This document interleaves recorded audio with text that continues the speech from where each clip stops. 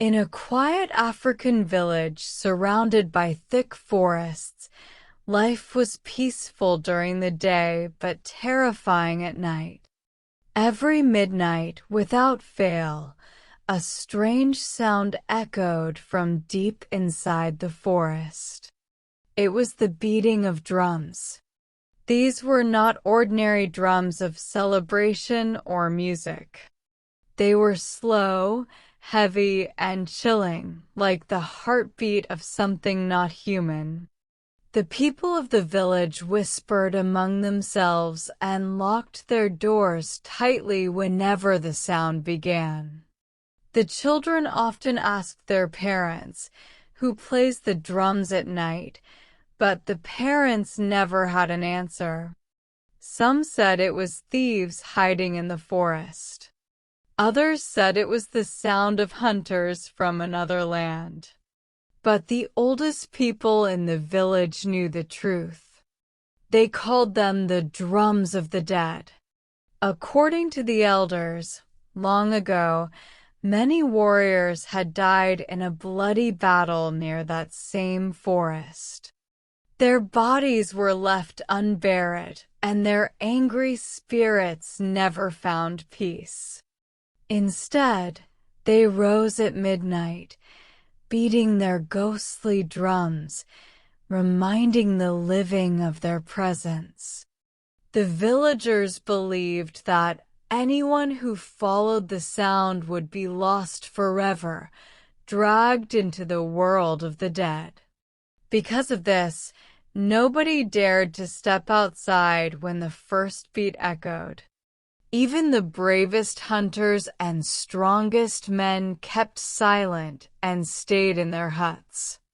The sound of the drums grew louder and closer each night, as if the spirits were moving nearer to the village. People prayed, offered sacrifices, and begged the gods to protect them, but nothing could stop the haunting rhythm. One night, the drums sounded so close that the ground shook. The villagers could feel the beats in their chests, like their own hearts were being controlled by an unseen hand. Fear spread across the village, and everyone knew something terrible was about to happen. This was the beginning of the story of the midnight drums of the dead. Among the many villagers who feared the midnight drums, there was one young man who was different. His name was Oba, the son of a poor farmer. Unlike others, Oba was curious and brave. He did not believe in ghost stories or ancient curses. To him, the tales of the drums of the dead were nothing more than tricks to scare children. He often told his friends, "Spirits do not beat drums. It must be men hiding in the forest." Oba's best friend, Chaik, was the complete opposite. Chaik was fearful and always obeyed the elders' warnings. He tried to stop Oba many times. "Don't go near that forest," Chaik begged. "Many have gone before you and none returned. Do you want to vanish too?" But Oba only laughed.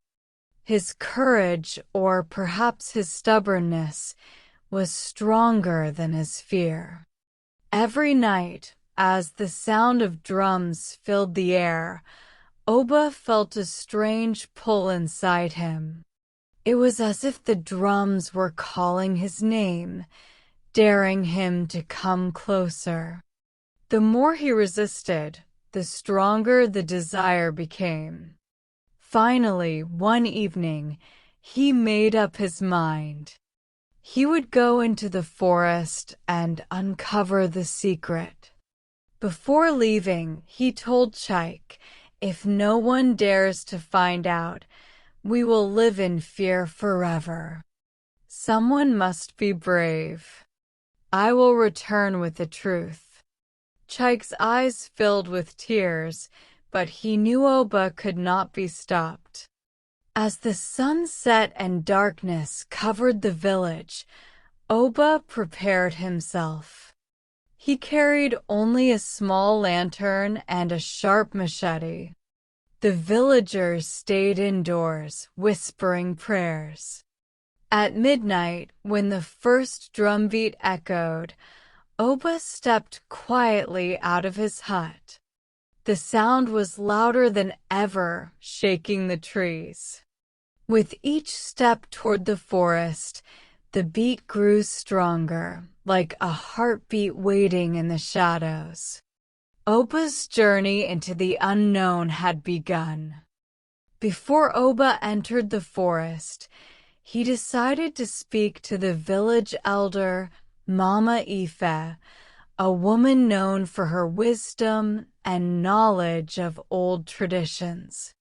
She was very old, her hair completely white, and her eyes sharp like someone who had seen too much. Oba thought she might know something about the mysterious drums. He went to her hut in the late afternoon, before sunset. The old woman sat outside, grinding herbs, her face serious as always. When Oba asked about the drums, Mama Ife stopped working. She looked at him for a long time before speaking. "So, you want to know about the drums of the dead?" she said in a low voice. Oba nodded. "Yes, Mama. I want to find out who is playing them. The village should not live in fear of sounds." Mama Ife sighed deeply and shook her head. "Child, the drums are not played by living hands. Long ago, a great war was fought near this forest. Brave warriors were slaughtered, and their bodies left to rot.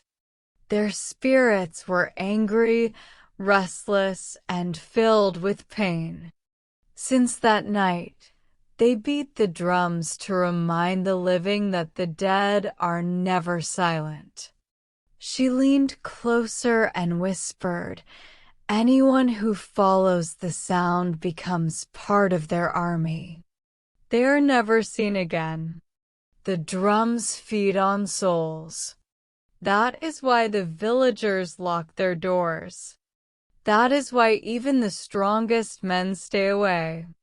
Oba listened carefully, but inside his heart, he still doubted. He thought Mama Ife's words were only an old legend, a story told to keep people inside at night. Yet, there was something in her eyes that made him uneasy, as if she had witnessed the spirits herself. Before he left, Mama Ife placed her hand on his shoulder. "Remember my warning, Oba. Curiosity can open doors that should remain closed." But Oba's mind was already made up. He would enter the forest. He would discover the truth. When the sun went down and the village grew quiet, Oba prepared himself for the most dangerous night of his life. He carried a small lantern to light his way and a sharp machete for protection. The air was heavy, and even the crickets were silent, as if the entire world was waiting for midnight. Inside the huts, families whispered prayers, asking the gods to keep the drums far away. But Oba did not pray. He sat outside, waiting. Then, at the exact moment the moon reached its highest point, the first drumbeat struck. Boom, boom, boom. The sound echoed across the land, deep and heavy like thunder inside the earth. Oba's heart jumped, but he stood tall. With slow steps, he followed the sound, moving closer to the forest. The trees at the edge looked like tall shadows, their branches swaying even though there was no wind. As he walked deeper inside, the air grew colder. Strange whispers floated around him, though he saw no one. His lantern flickered, as if the darkness was swallowing the light. Still, he pushed forward. The drums grew louder with every step, shaking the ground beneath his feet. Then, through the thick mist, he saw them. Figures tall, thin, and glowing faintly were standing in a circle. They were not men of flesh, but spirits. Their hollow eyes stared ahead, and their skeletal hands beat giant drums stretched with human skin. The rhythm was terrifying, each strike sending a sharp pain into Oba's chest, like his own heart was being controlled. Around the circle lay bones, skulls, and broken weapons, silent witnesses of past victims. Oba realized Mama Ife's warning was true. The drums of the dead were real. Fear gripped him, but he could not move. The spirits lifted their heads as one, and slowly, their empty eyes turned toward him. Oba froze as the ghostly drummers turned their hollow eyes toward him. Their faces were pale and twisted, neither fully human nor fully skeleton. Each spirit's body seemed half-burned, half-decayed, as if death had never finished its work. Their hands, long and bony, struck the giant drums in a slow, heavy rhythm that made the ground tremble. At first, Oba thought they were only playing to frighten him. But as he watched, he noticed something far worse. Every beat of the drums pulled at the air, as though the rhythm was alive. A strange energy wrapped around him, tugging at his chest, trying to pull his soul out of his body. He gasped, clutching his heart. Then he saw what lay scattered at the feet of the drummers, piles of bones, skulls, and broken spears. Some bones still had scraps of flesh clinging to them. Oba realized these were the villagers who had vanished long ago, the ones who followed the sound of the drums and never returned. Their remains were now part of the spirit's circle. The drums were not just for music. They were a call, a trap. The spirits used their rhythm to summon the living, then fed on their souls. Every soul taken made the drums stronger, louder, and more dangerous. One spirit, taller than the rest, stepped forward. It carried a drumstick carved from a human arm bone. Slowly, it stretched out its free hand toward Oba, as if inviting him to join the circle. A hollow voice whispered inside his mind, "Play with us, forever." Oba's legs trembled. His heart pounded. He knew now that Mama Ife's warning was true. The drums of the dead were cursed, and their hunger would never end. Oba stood frozen as the tall spirit stretched out its hand toward him. The sound of the drums grew faster, louder, and heavier, as though the forest itself was alive. His lantern shook in his grip, its light dimming with every beat.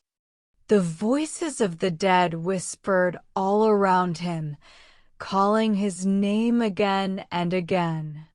His chest tightened. His heart began to match the rhythm of the drums, boom, boom, boom. For a terrifying moment, Oba felt as though his soul was slipping away, leaving his body behind. His hands shook and his knees grew weak. The spirits were trying to pull him into their circle to make him one of them. The tall spirit stepped closer and pushed a drum toward him. It was enormous, made of stretched skin, with dark stains that could only be blood. The spirit's hollow voice echoed in his head, "Play and you will never fear again. Play and you will never die." Oba almost reached out. His body wanted to obey, but deep inside, his mind screamed to resist. He remembered Mama Ife's words, "Curiosity can open doors that should remain closed." He knew if he struck that drum even once, his soul would be trapped forever. Gathering all his strength, Oba tore his eyes away from the spirit's hollow stare. He gripped his machete tightly and swung it into the ground, shouting with all his power. The sound of his own voice broke the spell for a moment. The spirits hissed, their glowing eyes flashing with anger. Without thinking, Oba turned and ran. The drums thundered behind him, each beat chasing him through the trees. Shadows reached for him, branches scratched at his skin, and the cold voices grew louder, but he did not stop. Oba burst out of the forest just as the first light of dawn touched the sky. The drums stopped instantly, leaving only silence. He had escaped, but only barely. Oba stumbled back into the village as the sun began to rise. His clothes were torn, his body bruised, and his face pale with fear.